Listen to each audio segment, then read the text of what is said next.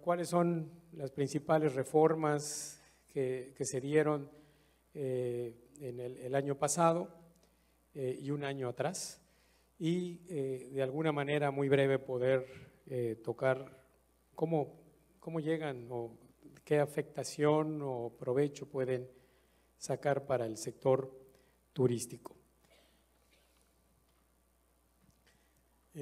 ¿Van cambiando ahí o...? Bueno, las principales reformas que se dieron entre el 2013 y el 2014 son básicamente estas 10 que tenemos en la pantalla, que se refieren a la reforma energética, tal vez la más conocida de todas ellas, la de telecomunicaciones y radiodifusión, la de competencia económica, la reforma financiera, la reforma hacendaria, la reforma educativa, la reforma a la política electoral, la reforma en materia de transparencia y rendición de cuentas, la reforma laboral y la nueva ley de amparo. Principalmente, no vamos a tocar todas, pero bueno, estas son de manera enunciativa las más conocidas, las principales. Las reformas generaron principalmente una percepción internacional pues muy positiva para el país. Desde hace un buen número de años no se había dado un paso tan importante en cuanto a hacer más actuales muchas de las leyes que México tenía. Y esto se ha reflejado mucho en las calificaciones crediticias del país, en la llegada y en la confianza de más inversionistas, y muy especialmente en el sector turismo ha tenido un efecto favorable que nos ha permitido tener los muy buenos resultados que hemos platicado y que voy a mencionarles de manera rápida otra vez algunos de los números que se dieron en México y que nosotros consideramos que de alguna manera parte de esos números también tiene que ver con la reforma. ¿Por qué México tiene hoy mejores números turísticos? ¿Por qué un crecimiento tan importante? Bueno, seguramente por muchos factores y sin duda el tema de la reforma, de las reformas y esta perspectiva de modernización, de meterse un poco más a la parte global en cuanto a política, habrán dado parte de estos frutos. Entonces, de manera muy rápida, al inicio de la administración, en el 2013, la llegada de turistas internacionales era de 23.4 millones, en el 2014 estamos cerrando con 29.1 millones de turistas, son aproximadamente 6 millones más de turistas internacionales, lo que creció el país. En captación de divisas, tal vez uno de los puntos más importantes y uno de los objetivos más fuertes que el gobierno de la República tiene a través de la Secretaría de Turismo, que es el incremento de las divisas internacionales. Como vemos ahí, en el 2012 se tuvieron 12.739 millones de dólares de captación, en el 2013 13.948, que ya era un número muy importante, y en el 2014 poco más de 16.257 millones de dólares. Esto significa que se creció en más de 3.500 millones de dólares. Un dato importante de crucero, a veces no tenemos el dato, los cruceristas que llegan a México no están considerados dentro del número de turistas internacionales que nos visitan, son considerados excursionistas. Para ser considerado turista tienes que pernoctar por lo menos una noche en el país. Los excursionistas, que son muchos de los que cruzan la frontera norte y sur que regresan el mismo día a sus países, y el número de cruceristas. En cruceros, que era uno de los objetivos más importantes, recuperar en mucho el número de visitantes y de barcos que llegan a los diferentes puertos en México, donde hay una gran inversión y que se logró también. Hacía mucho tiempo que no teníamos un crecimiento en cruceros, de 1,622 arribos. México no tiene al día de hoy puertos de salida y entrada de cruceros, los ha tenido eventualmente, pero no de manera definitiva. Los llamados Port of Call, que es nada más el ir, estar un día y salir de ahí. Llegamos a más de 2,000 arribos, que significa un crecimiento de 29% con respecto al 2013. Y son cerca de 6 millones de pasajeros en crucero. Recuperamos en mucho, por ejemplo, Cozumel, que recuperó cerca de 1,200 barcos y más de 3.2 millones de excursionistas. Seguramente volverá a salir como el puerto número 1 del mundo. Seguimos con estos datos que son muy importantes en el peso que la actividad turística tiene en la economía nacional. Representa poco más del 8.4% del Producto Interno Bruto, genera 2.3 millones de empleos de tiempo completo, un mayor porcentaje de jóvenes empleados, cerca del 21, arriba del 21%, segundo sector con mayor participación de mujeres, con alrededor del 58.4%, y es la cuarta, y probablemente también al cierre se recupera alguna posición, es la cuarta actividad más importante receptora de divisas para México. Bien, para platicar de algunas de esas 10 reformas que vimos ahí, cómo pudieran impactar al sector turístico. La reforma energética, decía yo que probablemente la más reconocida y tal vez de las que más condiciones pueden darle al turismo en México, y lo tiene que ver desde varios puntos de vista. Beneficios a los costos, seguramente, de los productos, el beneficio a los prestadores de servicios turísticos, como lo son hoteles, restaurantes, bares, centros de espectáculos, parques de diversiones, etcétera, ya que se contará con mejores precios en los diversos y distintos combustibles que se utilizan, así como en la energía eléctrica, lo que seguramente se verá reflejado en costos de operación, asimismo como los servicios de transporte terrestre, aéreo, ferroviario y marítimo, al ser el combustible uno de los principales insumos y costos, pero también desde el punto de vista de turismo de negocios, seguramente el país se verá beneficiado con más llegadas en cuanto a congresos, en cuanto a conferencias, en cuanto a gestiones, negociaciones de las diferentes rondas que el sector energético tendrá en búsqueda de poder buscar inversión adicional, como ustedes ya saben, y que seguramente repercutirá, y estamos seguros de que Tabasco será de los principales beneficiados de este tipo de turismo de negocios que seguramente tendrá mucho impacto para el sector turístico en lo general.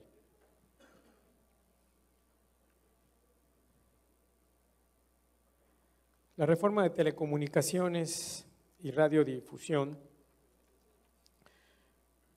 consideramos que fomentará la competencia efectiva en televisión. Se abrirán 2 nuevas señales de televisión abierta, concesiones, de televisión abierta, seguramente en radio, en telefonía, en internet, que generarán más opciones para los consumidores. Seguramente impactará en los precios de la telefonía, de la televisión de paga, del internet, y que contribuirá seguramente a cerrar la brecha digital para integrarnos plenamente a la sociedad del conocimiento como muchos países del mundo ya lo tienen. Permitirá una mejor comunicación, mayor difusión, promoción de atractivos de las localidades a través de un uso más generalizado del Internet y de las nuevas tecnologías. Servirá para el inicio de desarrollo de destinos turísticos inteligentes en el país, que son lugares en los que se utiliza la tecnología para facilitar la interacción e integración de los visitantes con el entorno e incrementa la calidad de la experiencia en el destino. Nosotros tenemos como objetivo tener Wi-Fi en las principales, en las plazas públicas y los polígonos turísticos de los 83 pueblos mágicos que México tiene y en algunos de los destinos prioritarios del país también. Así que seguramente será de mucha importancia para generar una mayor competencia y disminuir los costos que esto genera en la promoción. La reforma en materia de competencia económica regula la relación que hay entre las empresas para buscar una sana competencia. Esto busca traducirse en una mayor variedad de productos y servicios a mejores precios. Tratar de obtener productos e insumos para la industria turística a precios más competitivos. Se cuenta o se contará con una mayor oferta y variedad en los mismos. La reforma busca beneficiar e impulsar el encadenamiento productivo, lo que en el sector turístico es de gran relevancia, ya que incorpora un elevado número de prestadores de diversas ramas, como productores de alimentos, restaurantes, transporte, agencias de viajes, artesanos, guías, productores textiles, artesanales, por nombrar algunos.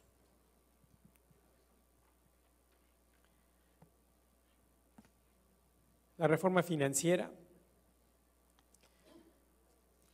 dirigido a buscar y ofrecer un mayor acceso al crédito, mejores condiciones, que es para precisamente obtener estos créditos, que es uno de los efectos más importantes de esta reforma.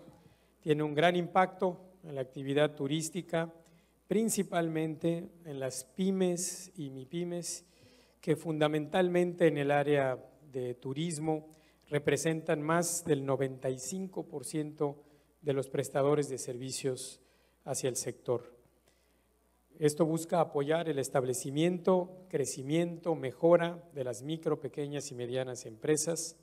En el caso de la Secretaría de Turismo, se crea una dirección de impulso al financiamiento que además busca el poder ser un mediador y el poder tener la gestión y negociación ante la banca de desarrollo, ante el Instituto Nacional del Emprendedor, para poder tener un sector, una sección especial de pymes turísticas que tengan la posibilidad de obtener créditos en mejores condiciones e incluso impulsadas y apoyadas por recursos propios de la Secretaría de Turismo para poder bajar tasas, disminuir la dificultad de la obtención de los mismos. Estamos ahora en la realización de foros de financiamiento en todos los estados del país y con las cámaras empresariales para tratar de acercar a las pymes y mipymes turísticas a los instrumentos, a los diversos instrumentos financieros que el gobierno federal y la banca privada ofrecen. El Registro Nacional de Turismo será sin duda una herramienta fundamental para poder tener el número completo de empresas del sector turístico que podrán tener acceso a ello. La reforma hacendaria, seguramente conocida por todos, incentiva la formalización de prestadores de servicios turísticos, como lo son los mercados de artesanías, alimentos, guías, entre otros.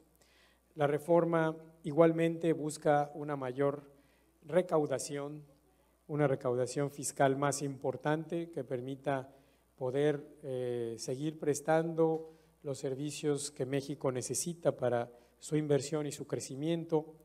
Y al recaudar más impuestos se puede mejorar la infraestructura, se pudo tener un Plan Nacional de Infraestructura mucho más agresivo y en el caso directo de la Secretaría de Turismo, a través de nuestros programas de subsidios, podemos tener también la posibilidad de respaldar un mayor número de proyectos de infraestructura turística en los estados y municipios del país.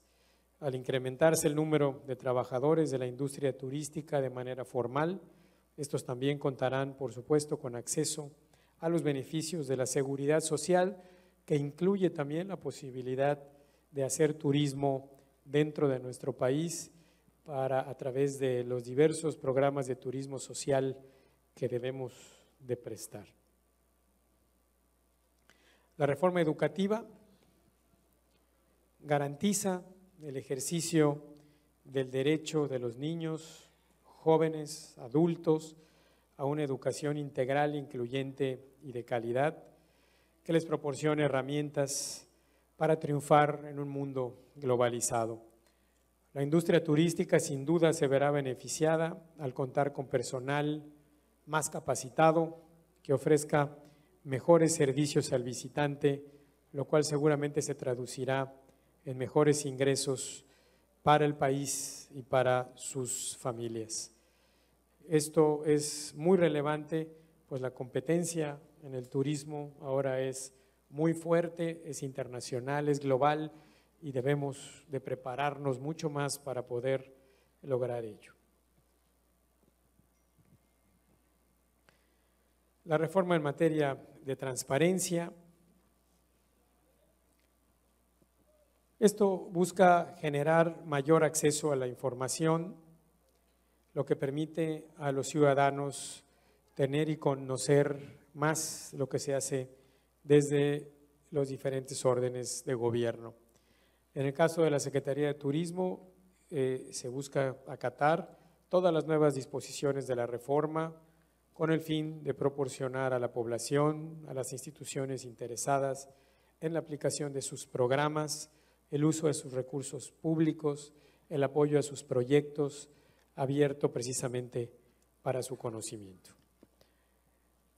Estas son fundamentalmente algunas de estas reformas y lo que nosotros consideramos que podrá darle un impacto al sector turístico.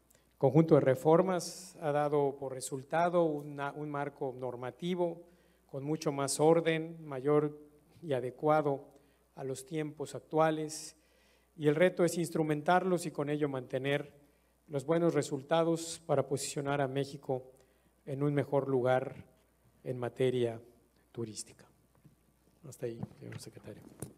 Muy bien, muchas gracias, Carlos Joaquín. Nos ha dado un panorama muy bueno en muy pocos minutos sobre las llamadas reformas estructurales, y al inicio de la presentación el subsecretario relaciona este conjunto de reformas con un propósito mayor, que es el de consolidar la reputación que tenemos como país y a partir de ello reposicionar la marca país, ya pensando en turismo. Por ejemplo, en el caso de Mundo Maya, también tomar la oportunidad para mandar ese mensaje como mexicanos que nuestro país le recibe bien a los visitantes de otras partes y por supuesto también a los connacionales. Yo quisiera pedirle ahora a don Adolfo Fabieres que nos haga una primera reflexión sobre ese tema, cómo este conjunto de reformas representan una oportunidad para los mexicanos, para consolidar la marca país, cómo llevamos eso a buenos resultados en turismo, sobre todo a partir de esa percepción que en algún momento fue optimista sobre México y que en este momento percibimos muchos actores del sector sujeta a debate. ¿Cuál es su opinión sobre esa oportunidad, don Adolfo? Sí, bueno, Buenas tardes a todos y gracias por acogerme de nuevo en el Foro Nacional de Turismo. No, yo mientras escuchaba al subsecretario, que claro, ha hecho un repaso exhaustivo de las reformas y su impacto en el turismo, mi reflexión es un poco justamente, Diego, lo que tú decías. Es decir, que en definitiva se trata, además de cada una de las reformas, de dar una visión de México, de un México moderno y renovado. Eso es lo que yo percibo desde Europa, porque mi residencia habitual es en Madrid. Entonces, pero yo sigo muy vinculado a México. Y yo creo que es una frase feliz eso de esa expresión de marca país, porque diciendo marca país estás metiendo todo en realidad. Y es muy difícil separar una cosa de la otra, de las que forman ese todo. Y yo creo que la marca país, que es de México, a su vez, debido a la extraordinaria variedad que tiene México, es decir, entre paréntesis, México y España se parecen muchísimo en muchas cosas y cara al turismo, bueno, es que es un calco lo uno del otro, con la ventaja para México de que puede ver lo que hemos hecho en España y ha salido bien y de lo que hemos intentado hacer y no ha salido tan bien. Es decir, hay un efecto de benchmarking, digamos, importante. Entonces, fruto de esa diversidad, dentro de México, México es como una especie de marca paraguas en la que caben otras marcas. Aquí estos 2 días yo he oído hablar reiteradamente, en definitiva, de lo que es la marca Maya, el mundo Maya. Y quiero decir que yo creo que ni nosotros mismos o ni ustedes mismos se dan cuenta del tremendo producto que puede llegar a ser lo del mundo Maya. Por empezar, como yo le decía a un gran amigo mío mexicano esta mañana, un gran periodista y sin embargo amigo, le decía yo, es que la ventaja que tiene lo del mundo Maya y el atractivo, digo, es que es un producto que no tiene competencia. O sea, nunca más habrá unos mayas que repitan Palenque, que repitan Chichén, que repitan tantos y tantos sitios que hay. Es como tener un producto en exclusiva. Si a cualquiera de nosotros nos dijeran que llegaba Mago Merlín y te da un producto y te dice, mira, nunca más en la vida este producto tendrá competencia. Tú eres el único que lo tienes. Eso sería un don del cielo y de un valor inapreciable. Porque tú montas un restaurante y en cuanto lo acreditas, en la acera de enfrente montan otro. Haces un hotel en una playa y te hacen 50 al lado. Pones una línea aérea de aquí a allá y llegan 3 líneas aéreas que lo ponen. Con el mundo Maya no hay competencia posible nunca y no la habrá nunca. Pero claro, tenemos que ser nosotros, tienen que ser ustedes, en definitiva, los que sean conscientes de eso y actúen en consecuencia. Por eso digo que la ventaja que puede aportar, más allá de la relación de ventajas particulares, que son muy ciertas las que nos han enumerado aquí, es ese conjunto de medidas que hace falta para un país, como para un hotel, como para que una comunidad, de renovarse y dar esa imagen, esa marca país que tú, Diego, estás aludiendo y que es fundamental. No creo que haya tantas experiencias similares como para extraer consecuencias, pero lo que yo sí hago énfasis es que probablemente, por decir con toda certeza, esas reformas eran necesarias y son necesarias. Eso para empezar. Por tanto, como son necesarias, pues no hay más. Es como cuando el médico te receta, estás malo y te receta ahí una medicina, pues te la tienes que tomar, salvo que seas un tarao mental. Entonces, primero son necesarias. Claro, luego está cómo se lleva a la práctica y cómo se implementan todas esas reformas. En España, hace 100 años, había un político, el conde de Romanones, que decía, no me importa que otros hagan las leyes con tal de que me dejen a mí hacer los reglamentos. Y era un viejo político que no le faltaba razón. Y algún ejemplo hay aquí de leyes y reglamentos, en fin, que no es cuestión de abordar ahora, ¿no?, con la ley del turismo, etcétera. Pero quiero decir con esto que las reformas son necesarias y lo que hace falta es saber si se tienen los medios y la disposición para aplicarlas.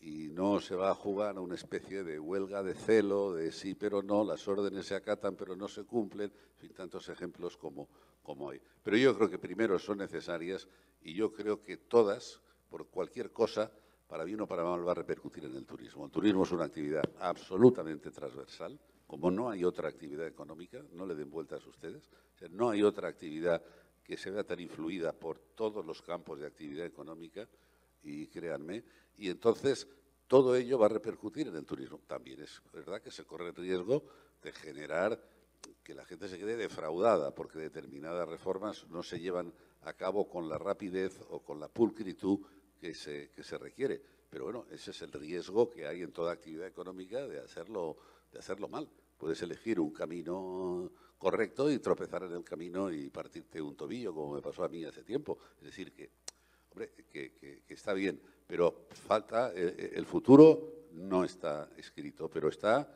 diseñado. Y así hace futuro que va a México, a mí me parece primero que es acertado y segundo estoy seguro que se va a aplicar generalmente bien. Tampoco hay que pensar que el 100% va a salir bien, porque eso no creo que haya antecedentes de nada que haya salido al 100% correctamente. Pero yo, como no sé muy bien si como estudioso del turismo, como empresario turístico, como lo que sea, pero en definitiva como amigo de México digo yo en lo que pueda lo apoyo. No sé si esto responde a lo que tú querías que yo tocara, vamos, el tema. Claro que sí responde, don Adolfo, y muy bien. Y yo quisiera retomar, Carlos, nos dice don Adolfo, tenemos en el mundo maya algo que es escaso, yo diría no solo en turismo, sino en general en la vida económica. Esto es un producto exclusivo y de alto valor. Frente a esta oportunidad que tenemos los mexicanos de reposicionar nuestra reputación como país y particularmente en turismo, ¿dónde ubicas tú en la estrategia general del gobierno y como sector al mundo maya, sobre todo siendo hombre del sureste, Carlos? Te pregunto, ¿qué importancia le estamos dando en el sector? Sí, creo que lo que don Adolfo, no, coincido plenamente con lo que don Adolfo comenta. Sin duda, el producto que el mundo maya ofrece es irrepetible, es muy importante, funciona desde hace muchos años y lo que pretendemos es que dé todavía mucho más, porque el potencial que el producto tiene es enorme.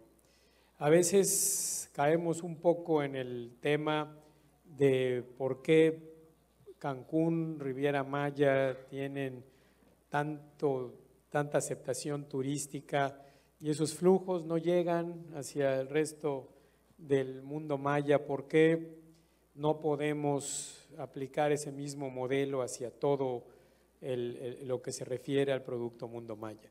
Y es ahí tal vez el gran reto, el cómo atraer un mayor número de turistas, buscar los mercados adecuados y correspondientes. Y creo que fue muy mencionado el día de ayer y hoy también en algunos de los foros que se han dicho, que se han dado, que habla de poder hacer un producto más incluyente, un producto que venga a respaldar las marcas ya reconocidas internacionalmente, que busque y obtenga la conectividad regional que requiere, tanto aérea como terrestre, y que a través de esa conectividad podamos entonces ofrecer mejores condiciones. Definitivamente el mundo maya tiene que ser un producto. Yo ayer decía, cuando iniciábamos el primer foro, que es un producto estandarte de México, y es la verdad. Creo que la cultura maya, y perdón por mencionar la cultura maya como producto turístico, porque es muchísimo más que eso, parte de todas nuestras tradiciones, nuestra historia y parte de nuestra vida, pero como turístico, como la parte turística, como un producto, definitivamente requiere de una atención muy especial. Me llevo además con mucha atención las solicitudes y peticiones que ayer escuché de los diversos estados de la República, particularmente del gobernador del estado de Tabasco.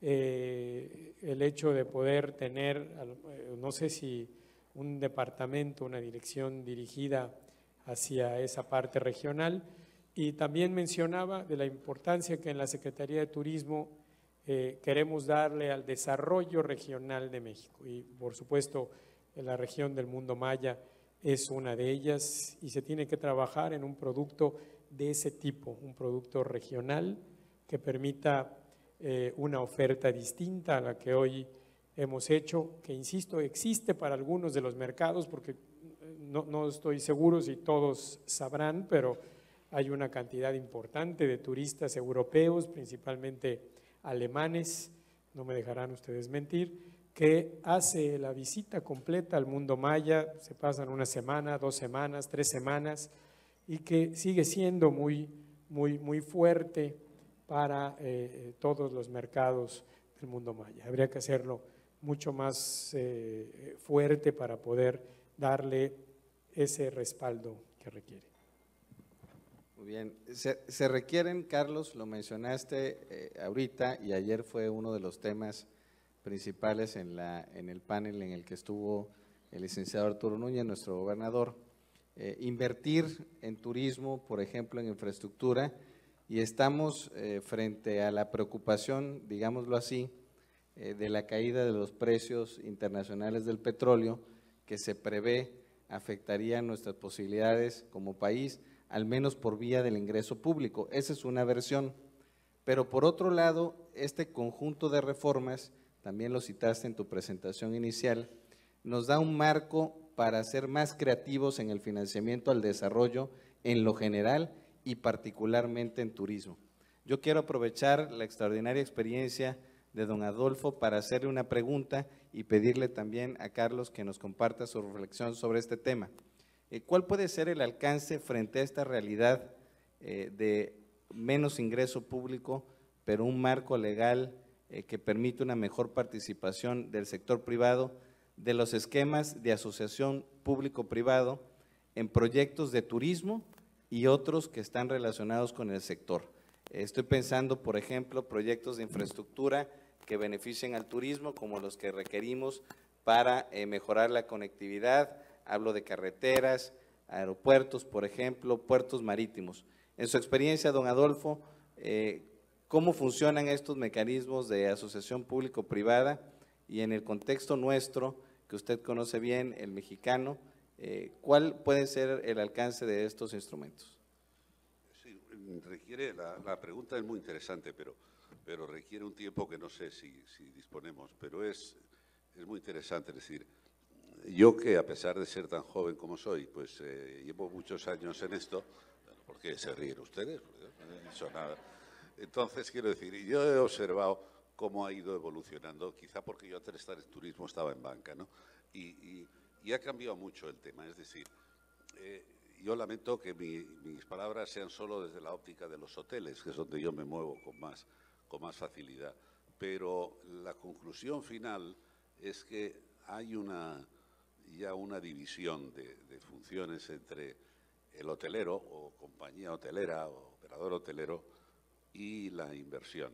Es decir, lo separa ya una especie de muralla china. Es decir, aquí alguien pone el dinero y alguien gestiona la inversión que se ha hecho con ese dinero. Es decir, el capital y la gestión se han separado. Cuando empieza yo he sido testigo en España, pero también en otros países, y cuando empieza el mundo del turismo, entonces es pilar único, es decir, era un tipo que llevaba muchas veces más de su osadía personal que de ningún estudio de mercado, pues hacía una inversión hotelera y la gestionaba y la desarrollaba y la construía y todo estaba centrado en uno. Luego, poco a poco, empezó a surgir aquello de que gente que no tenía experiencia y veía que bien le iba a este o al otro en su hotel, le decía, oye David, vamos a hacer un hotel. Sí, Pepe está haciendo ahí un hotel y se está forrando. Y tú me decías, sí, pero no tenemos ni idea de esto. Bueno, pues hagamos el hotel y que nos lo maneje Pepe. Y entonces ahí surge el movimiento ya hay 2 pilares y surge la cadena hotelera. Eso se ha profundizado mucho y ahora la separación es total. Pero es que ahora viene, en España, en Estados Unidos yo lo vi hace 30 años, la tercera generación, el tercer pilar. Es decir, hay alguien que pone la inversión, que es el inversor, hay una marca global que cede la marca a costa de un buen dinero, pero franquicia la marca para un hotel determinado, y hay un gestor local, asset manager, como quieran ustedes lo mismo, un operador local que se conoce de verdad los usos y costumbres y tal locales y no aplica un manual de instrucciones que lo mismo sirve para la India que para China, que para Sudáfrica, que para México, que para España, la aplica y tal. Y es el tercer pilar. Entonces, esto es tal como yo veo que está el panorama. Yo tantas veces que escucho el deseo de muchos países, y ahora que se acaba de celebrar Fitur, pues no vean ustedes que ditirambos de cada país hace sus autoridades turísticas para atraer inversión. Y lo atraen ante cadenas hoteleras. Y yo digo, están perdiendo el tiempo. Tendrían que hacer un foro del lugar o una reunión, en lugar de cadenas hoteleras, estuvieran fondos de inversión o family office o, no sé, o private equities o capital riesgo, llámenlo ustedes como quieran. Porque esos son los que tienen que proveer la inversión. Las cadenas hoteleras ya han tomado el camino financieramente muy cómodo para ellas y no, nosotros gestionamos. Usted, propietario del hotel, que sea quien sea, y nosotros nos quedamos solo en la gestión. Y es más, están evolucionando ahora. Y muchas de ellas, sobre todo las más grandes, están evolucionando hacia franquiciar la marca. ¿Por qué? Porque es el negocio del siglo. O sea, si ahora nosotros vamos, no sé si hay alguien de Hilton por aquí, porque ya que estamos en Hilton. A Hilton, si mañana llega el mago Merlín y le dice, mira, 100 hoteles que quieren la franquicia de tu marca, franquíciaselo.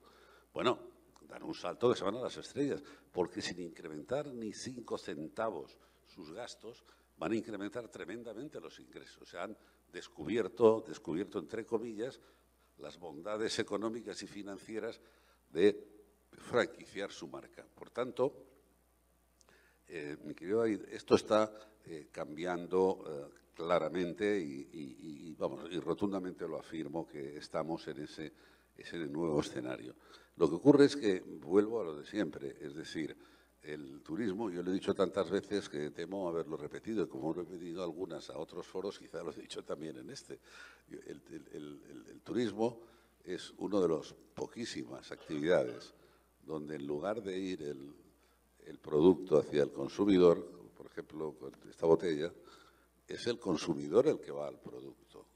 Es decir, a nosotros no nos preocupa si esta botella se ha hecho en una factoría, pues que no sé, que la carretera de acceso tiene muchos baches o que no sé qué. En un hotel, en el turismo, es completamente distinto.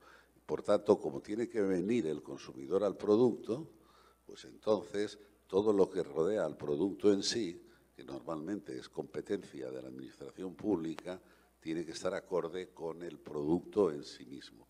Y de ahí surge la inevitable necesidad, o sea, sector público y sector privado en turismo están condenados a entenderse. O sea, no puede ser de otra manera. Aquí hubo un panel el día de ayer donde la moderadora, muy amiga mía, Silvia Hernández, se esforzaba en decir, hemos venido a hablar del sector privado y no del sector público. Bueno, pues eso es tan poco positivo como hablar solo del sector público por parte de los empresarios. Hay que hablar las dos cosas. Es una empresa común y en términos de infraestructura, pues ya se ha desarrollado hasta la saciedad. En el grupo con el que yo tengo alguna relación y asociación, pues también lo está haciendo aquí en México, el tema de las concesiones. O sea, es un ejemplo claro de que alguien pone el dinero y gestiona porque la administración le concede el uso de esa infraestructura. Ese es el ejemplo más común y no es nada novedoso. Por otra parte, no descubrimos nada nuevo. Pero no ya el futuro, el presente está ahí. O sea, el partenariado público-privado.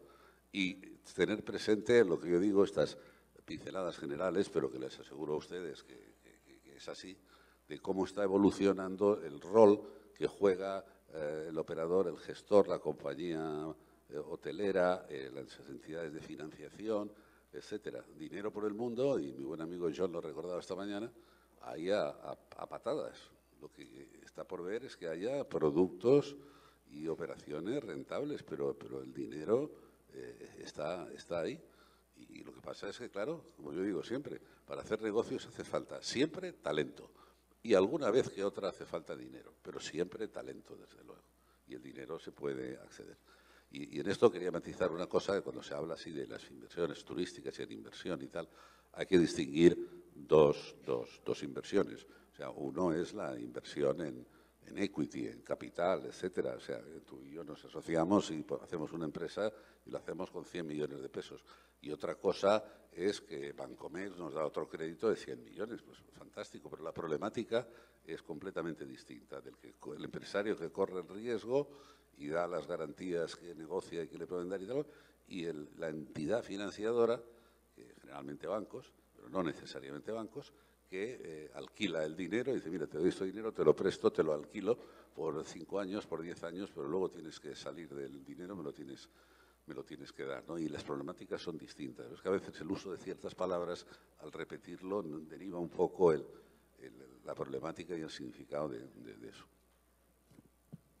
Muy interesante y un repaso pues también exhaustivo sobre distintos esquemas y cómo ha evolucionado en Europa, algo en México, definitivamente con mucha más experiencia de aquel lado que lo que tenemos en nuestro país. Y yo te pediría, Carlos, que nos compartas tu visión sobre este tema. Digamos, dice Adolfo, dinero hay a patadas, pero está buscando talento. Entonces, buenos proyectos, valor. ¿Dónde ves tú la correspondencia entre las necesidades del sector turístico y las posibilidades para atraer inversión a través de distintos esquemas como los que ha descrito Adolfo en turismo? Sí, definitivamente la inversión turística se vuelve muy importante. Decía yo cuando vimos la reforma financiera, la importancia que tiene para el sector turístico que haya financiamiento a las pequeñas empresas, a las medianas empresas, porque se refiere a más del 95% de quienes prestan el servicio turístico en los diferentes destinos del país. Primero, ¿cómo saber cuando una empresa o un pequeño o mediano empresario es turístico? Alguna vez me preguntaron si una zapatería sería turística. Yo decía, bueno, depende de dónde. A lo mejor en Cancún lo es. Entonces, definitivamente la primera parte tendrá que ser el saber cuál es ese mercado de empresas turísticas, de pequeños y medianos empresarios que requieren de financiamiento, requieren de apoyo para generar esa iniciativa, la creatividad que se tiene para poder aportar mejores servicios. Y aquí yo quiero primero decir que el objetivo y tal vez una de las reglas que tiene la política nacional turística del gobierno del presidente Peña Nieto es tener destinos competitivos. Y la manera de tener destinos competitivos es precisamente haciendo que quienes prestan esos servicios sean competitivos. Y la mejor manera es con impulso, que evidentemente requieren de talento, se requiere de capacitación, pero también, como dice don Alfredo, requieren don Adolfo, perdón, requieren de financiamiento. Y bueno, ese es el impulso precisamente que busca la reforma financiera, el poner a disposición de estos empresarios, de estos pequeños y medianos empresarios, la posibilidad de algunos instrumentos y herramientas financieras a través de la banca de desarrollo que den la posibilidad de poder mejorar el negocio o hacer un negocio y que entonces puedan prestar un servicio de calidad que venga a ser uno de los productos que los diferentes destinos turísticos del país tienen. Entonces, creo que esa es la forma de enlazar precisamente el deseo y la necesidad de la iniciativa privada, de los prestadores de servicios, con el financiamiento que el gobierno puede ayudar a obtener, ya sea vía esta banca de desarrollo o vía la banca privada, y para ello se pueden generar algunos procedimientos. Hay algunos conocidos, por ejemplo, y España lo usa, don Adolfo, mucho, que es el tema de que el propio ministerio ofrezca a la banca de desarrollo algún tipo de capital. Ese capital se multiplica por parte de la banca de desarrollo y sirve para generar garantías a la banca privada para que el prestador de servicio turístico pueda encontrar en la banca privada una mayor facilidad y una tasa más baja para poder obtener financiamiento, con el respaldo de garantía que da la banca de desarrollo, pero que está respaldada también por el propio Ministerio, en este caso de Energía y Turismo y de Industria que tiene España, y que viene a ayudar y apoyar en mucho lo que se hace. Estamos tratando de generar algo así que permita un impulso mayor a los prestadores de servicio y que dé, por supuesto, la fortaleza a esta reforma financiera que va ligada también con la reforma sendaria para hacer más negocios formales, que más prestadores de servicio estén dentro de esa formalidad y a la vez generen mayor beneficio social para quienes trabajan y laboran en estos diferentes negocios y que al mismo tiempo puedan hacer más competitivos cada uno de los diferentes destinos que el país tiene. Muchas gracias, Carlos. Yo les quiero pedir, para pasar a las preguntas, un comentario sobre un tema que es igualmente complejo, pero creo que vale la pena abordar. Esto es, como parte de lo que se ha dicho, son oportunidades de estas reformas, especialmente la energética, está la posibilidad de tener en la generación de electricidad, por ejemplo, una ventaja competitiva para las empresas establecidas ahora en nuestro país, especialmente las zonas que producen energía, como es el caso de Tabasco, de Chiapas. ¿Ustedes ven que los empresarios del sector turístico están en el ánimo de entrar a proyectos más allá que su sector para aprovechar esas oportunidades? Y lo digo concretamente de esta manera. Aquí en Tabasco se está desarrollando uno de los proyectos de cogeneración de electricidad y vapor a partir de gas natural más importantes de América Latina en monto de inversión y en generación de electricidad. El propósito último es que las empresas, incluso los gobiernos, tengan a partir de estos proyectos un insumo más barato, que es además clave para la competitividad, la electricidad. ¿Están preparados nuestros empresarios?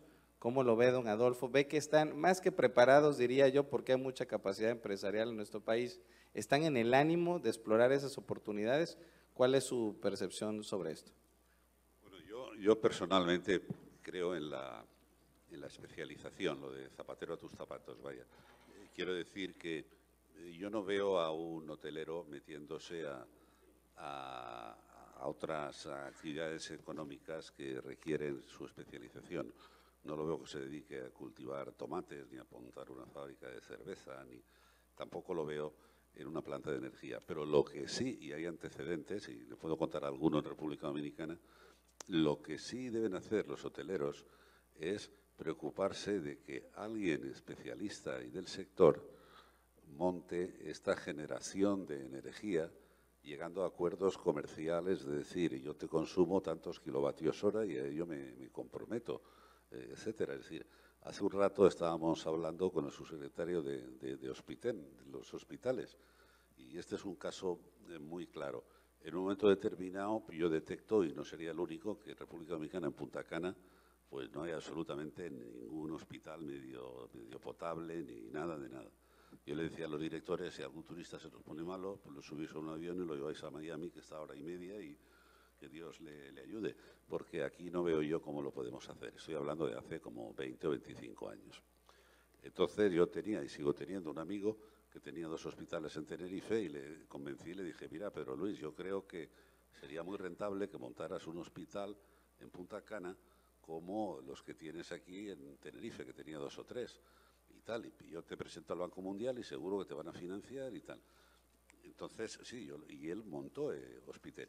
Y entonces yo me quedé encantado. Yo hablé con otros colegas y dije, vamos a ayudar a este que va a hacer un hospital. Lo que tenemos que hacer es poner un puesto de socorro, no sé muy bien cómo llamarlo, una oficina médica o lo que sea en cada uno de los hoteles, y turista que se pone malo en un hotel, y le puedo asegurar que se ponen malos con frecuencia, por hoteles de esos de 1.800 habitaciones, pues lo dirigimos rápidamente y en una ambulancia o como sea, lo llevamos al hospital y este hombre va a montar el hospital. Bueno, pues montó un hospital, luego al poco tiempo montó otro en Santo Domingo, en la capital, y tiene otro en Cancún, vamos, en la Riviera Maya, y luego ha montado otro en Cancún, y tal, o sea, dimos lugar los hoteleros a esto. Con el tema de recogida de basuras también hay antecedentes, con el tema bueno, hay otro que ya es un poco distinto, que es centrales de compras, ¿sí? Pero alguien vio ese negocio, por ejemplo, en República Dominicana y dijo, voy a hacer aquí, en Punta Cana, una planta de generación de energía, si llego a un acuerdo con los hoteleros de que me asuman el compromiso de comprar. Y asumimos ese compromiso, firmamos los contratos y el tipo ha puesto allí, puso hace tiempo, Consorcio Eléctrico Punta Cana Macao se llama concretamente, que yo creo que se está podrido de dinero de lo que ganó con los hoteleros, o sea, es así. Ahora, no veo a un hotelero, pues eso, plantando tomates, o sea, embotellando cerveza o teniendo bodegas de vino, que hay algún antecedente en hotelero español que ha comprado una bodega para sus propios hoteles, que el vino es horrible, por cierto, pero no voy a decir qué cadena hotelera es y tal. Pero quiero decir, no, aquí zapatero tus zapatos. La eficacia está en la especialización. Lo que pasa es que eso es perfectamente compatible, como digo, con acuerdos determinados que den lugar a, en definitiva, lo que le puede interesar al hotelero y a la comunidad en la que vive, que es tener un suministro más, no sé, más reliable, más fiable y que cree puestos de trabajo, etcétera. Sí, sí, sí. Muy bien, muchas gracias, don Adolfo. Si me permites, Carlos, me dicen que tenemos unos minutos para 2, 3 preguntas, si alguien se anima, y te pediré un comentario de cierre. ¿Alguien quiere hacer algún comentario, una pregunta?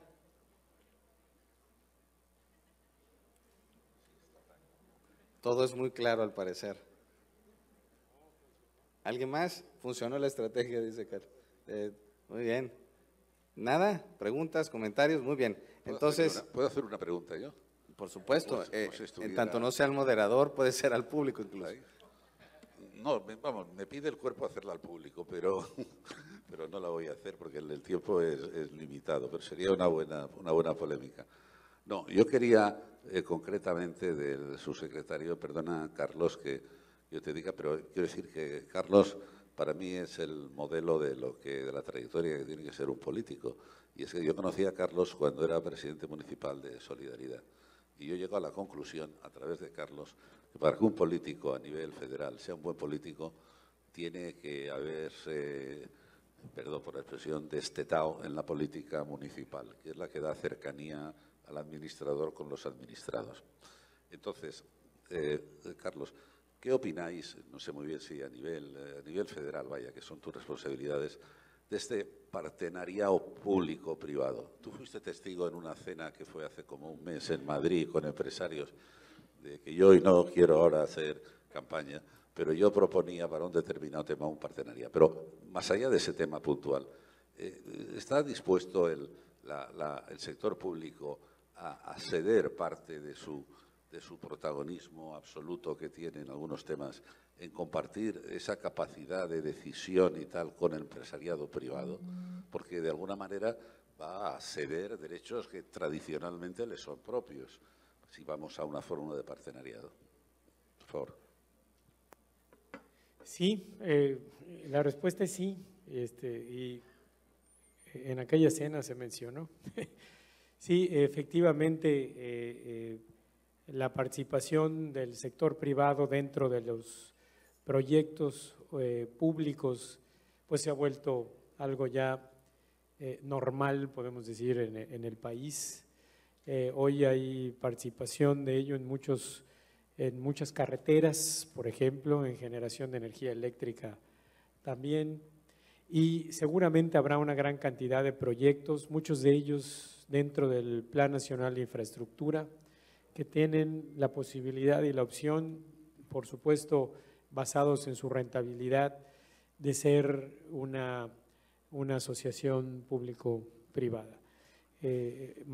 Fundamentalmente en la parte de turismo, hay muchas posibilidades de ello, hay muchos proyectos dentro de este programa en donde por primera vez el sector turístico está, que es ese Plan Nacional de Infraestructura, que hoy requieren de ese respaldo financiero, que requieren de ese financiamiento para poder salir adelante, y que la figura ideal y más adecuada es la de la participación público-privada. Así que definitivamente la respuesta es sí, don Adolfo. Muy bien, pues muchas gracias al subsecretario Carlos Joaquín, a don Adolfo Fabieres y a todos ustedes por esta sesión.